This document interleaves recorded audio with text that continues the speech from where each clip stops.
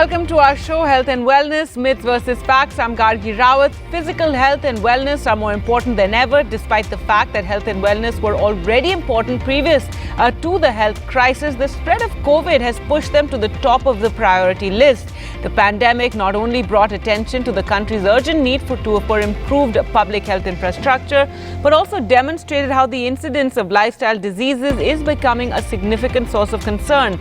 Declining physical activity, sleep disruptions, inadequate nutrition, and increased substance use all have repercussions of emotional and physical well-being, especially in a young population.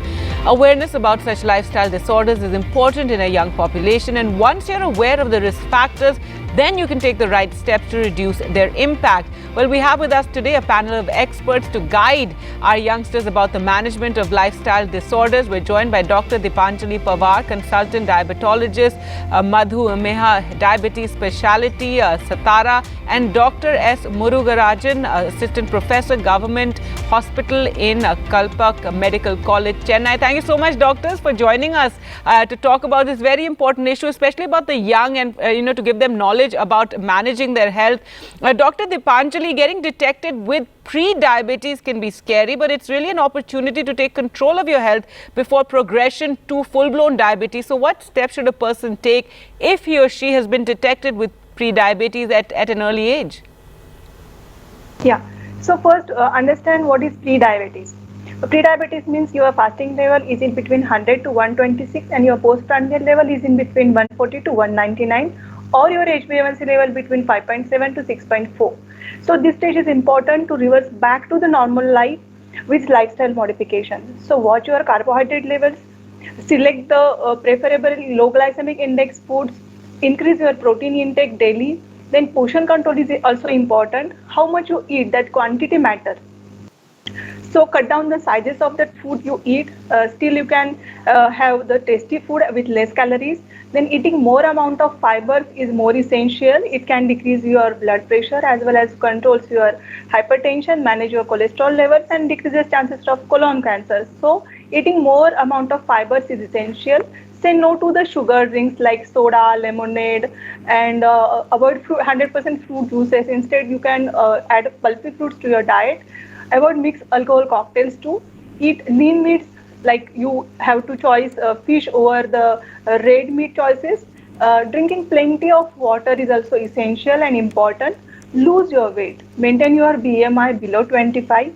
If it is above 25, then it's considered to be overweight. If it is above 30, then it is considered to be obese. So lose your weight and maintain your healthy range of weight. Exercise daily. At least 150 minutes per week is guided by most of the guidelines in India. So exercise daily. So you can use staircases instead of elevators. Stay active throughout the day. Treat your sleep apnea. Poor sleep can also increase your blood sugar levels and hypertension. These lifestyle changes can help you to maintain your blood sugar level and reverse back to the normal life.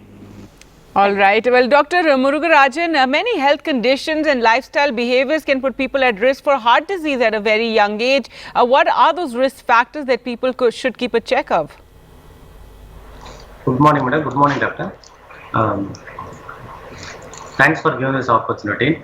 First, we should understand heart attack is usually due to reduced blood supply to the heart. This reduced blood supply is occurring because of blockage in the blood vessel. This blockage is due to cholesterol deposition. So we have few conditions which can cause cholesterol deposition in the blood vessel.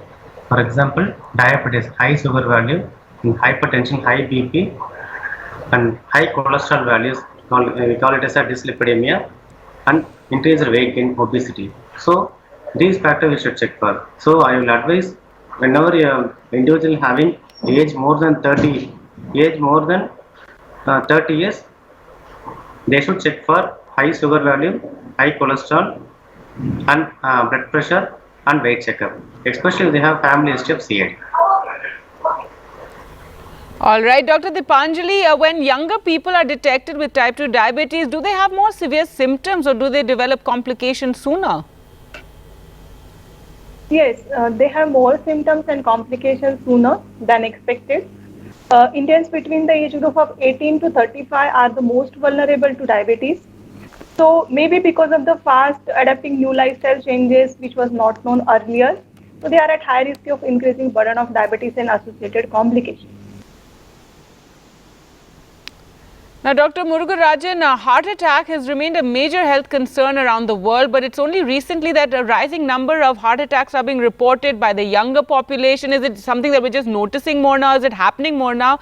And why is this? Why have heart attacks become so prevalent in young people? Yes, it's very sad to say that in developing countries like India, heart diseases occurring around the age of 40 to 50 years.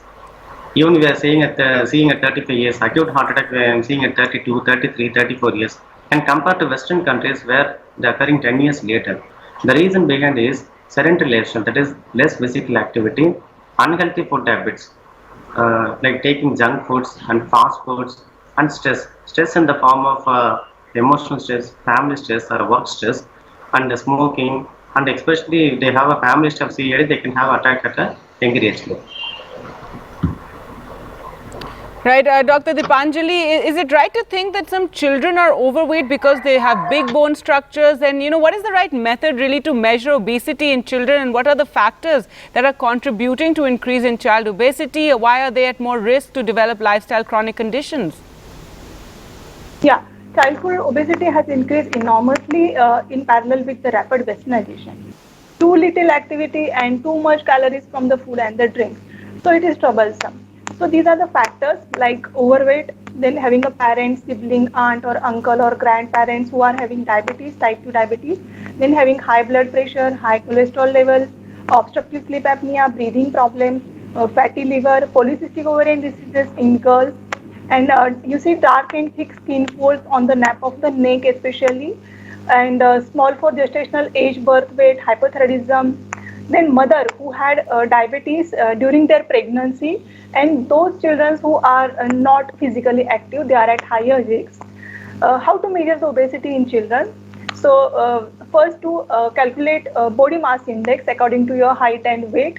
So increase in bony, big bony structure, it doesn't matter, but body mass index definitely matters. So calculate BMI according to height and weight. Even waist hip ratio is also accountable. That circumference calculates your obesity count. Then 95 percentile above of the similar age and sex with the other children, overweight and obese children are at more risk of developing childhood obesity. And these leads to the higher risk of developing early diabetes, early hypertension, even osteoporotic changes in the children, and even cancer. So this may damage your eyes, kidneys, blood vessels, and so on. So comorbidities and mortalities increase with the increase in the childhood obesity. Right now, malnutrition and anemia is also accountable for childhood obesity. So this is the right time to address the childhood obesity. So we can manipulate and decrease the chances, and this is reversible. Dr. Murugarajan, a COVID infection can cause a range of medical complications with potential indeterminate and long-term consequences. Some of them we're still learning about the impact COVID has had on people. So are people with a strenuous lifestyle at a higher risk of getting a cardiac arrest post-recovering from a COVID infection? Yes, absolutely right. Because following severe COVID infection, usually they have a tendency to have blood clots in the vessels like lung vessels, heart vessels and brain vessels. So initially after COVID recovery, the first 4 to 8 weeks is a vulnerable period. So they have to take, we'll give medicines like anticoagulants or blood thinners to prevent this complication. If we ask the risk, yes, there is a risk, and it is a high risk after COVID, initially in the 4 to 8 weeks. All right, and do you think we know everything, that is to know about the impact COVID has had on people, even younger people, because a lot of, long COVID is reported, especially impact on the heart? Yes, actually COVID teaching so much things we are learning from the COVID, from the first pandemic and second pandemic. It can cause acute heart attack, it can cause pulmonary embolism, it can cause myocarditis, it can cause pericarditis. So it can cause heart failure and rhythm disturbance like a ventricular arrhythmia. So many complications have been reported, but still we are learning from the COVID. All right. Well, I think we're going to continue learning for some time now, especially since COVID remains, circulating among us and new variants emerging. We'll slip into a short break and return with more questions for the doctors. Stay with us.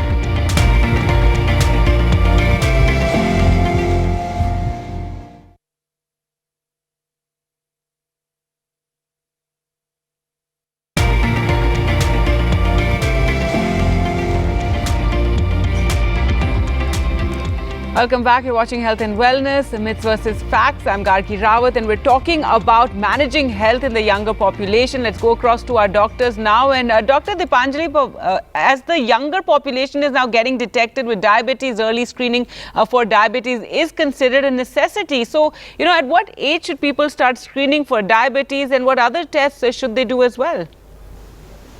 Yeah, diabetes is a group of metabolic disease. They also have a greater likelihood of having dyslipidemia, hypertension, and obesity.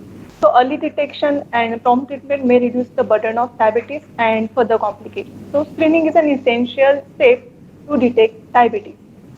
In India, young children considering about risk factors, as we already talked, should be done every 2 yearly, starting at age 10 or onset of puberty, if they are having risk factors as discussed.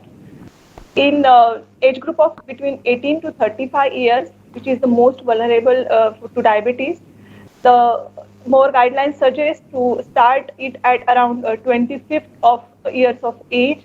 So start early as soon as possible. Then you have to go for other investigations like measure your height, weight, calculate your BMI, waist to hip ratio, neck circumferences, blood pressure levels, then lipid profiles if necessary. If the children is having some history prior to the family history is positive with the parent or sibling, then they also may go for genetic testing, genetic screening, autoantibodies may test, and these are some tests which are really essential at first step to detect and screen diabetes. And if you could just elaborate more, that are there any indications if a child has diabetes? How would a parent know? Yeah, parents should know about checking the by checking the history of, if the parent is having diabetes, or aunt or uncle or grandparents are having diabetes, then the children may have 60 to 90% are at risk to develop diabetes. Then some insulin resistance signs parent may observe, like thick and dark skin folds on the nape of the neck especially, then acanthosis nigricans or skin tags, small things, skin tags you can observe. The girls may have polycystic ovarian disease as well, and children may have obesity along with all these signs. Some children may not be obese, but these more are favorable for another types of monogenic forms of diabetes. Then you may go for the genetic testing for to detect that diabetes, which is predictable earlier, and you can test it with the laboratory.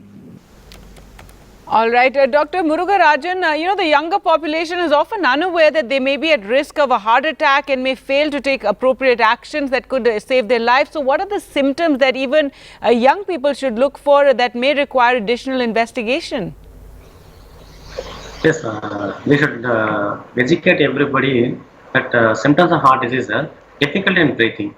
Difficulty in breathing and while walking or running, difficulty in breathing and lying down while sleeping is the most important symptom of heart disease.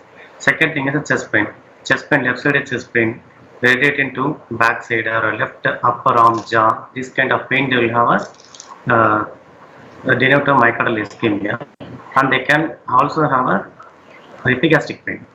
So apart from chest pain and dyspnea, difficulty in breathing, they can have swelling of both legs and faintness, giddiness, and also palpitation. That means a feeling of fast one's own heartbeat, and loose discoloration of a skin. So these are the warning symptoms. So I may repeat again: chest pain, palpitation, difficulty in breathing, swelling of both legs, and bluish discoloration, and giddiness of fainting. So this is the warning symptoms of heart disease. You have to go and check for a screening ECG and screening echocardiogram. Right, Dr. Murugarajan, many, especially men in their 30s are going to the gym, or they're, working out, going for marathons, and as they grow older, they don't realize that, they perhaps can't keep up the same sort of strenuous exercise regime. So how are they to know whether they need to, be more careful? So when they're doing exercise, they can feel symptoms like a palpitation or a giddiness. So palpitation, giddiness while doing exercise is a warning sign. When you get a palpitation, giddiness, you definitely should do an ECG and echocardiogram. And they can have a feeling like a back pain or a shoulder pain. That also is a warning symptom while doing exercise. All right, Dr. Deepanjali, what is maturity onset diabetes of the young Modi, and where do you suspect, when do you suspect this, and can it be prevented? Yeah, it is the monogenic form of diabetes. Occurrence is 2%. It acted more likely adult type of diabetes, but was found in the young before the age of 25 years and rarely after 35 years of age. It limits the body's ability to produce insulin, but it is different from type 1 diabetes. It is caused by the mutation of a gene, one of the genes in someone's DNA. So it makes difficult to regulate the blood glucose levels. Children having a 50% chances of developing MODY if one of their parents have it. They may have symptoms like increase in urination, frequency of urination, increase in hunger, weight loss which was unexplained, then bed wetting sometimes, and even even they have fatigue and weakness. They may suffer from bilateral tingling, numbness of bilateral lower limb. So these are some features and symptoms which may faced by the children at this age. So MODY commonly diagnosed at the late childhood, if passed from affected parent to the children, and not completely insulin dependent, but some sort of insulin can be produced by the beta cells. So early initial stages we can use the oral drugs to treat MODY, and later on you can use insulin to treat the MODY.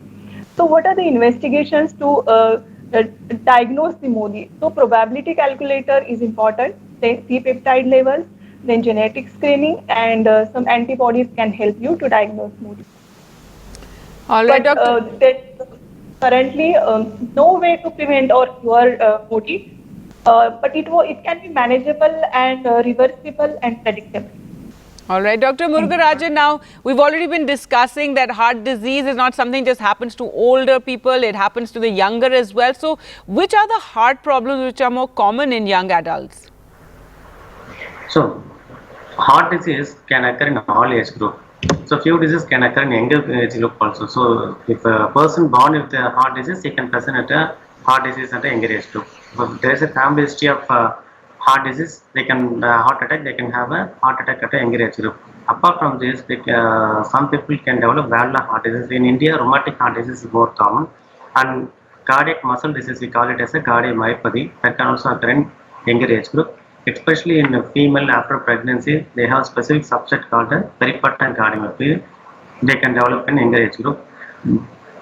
Then we have pulmonary hypertension, that is increased right side pressure, that also documented in a younger to middle age group. And finally, we can have a arrhythmias and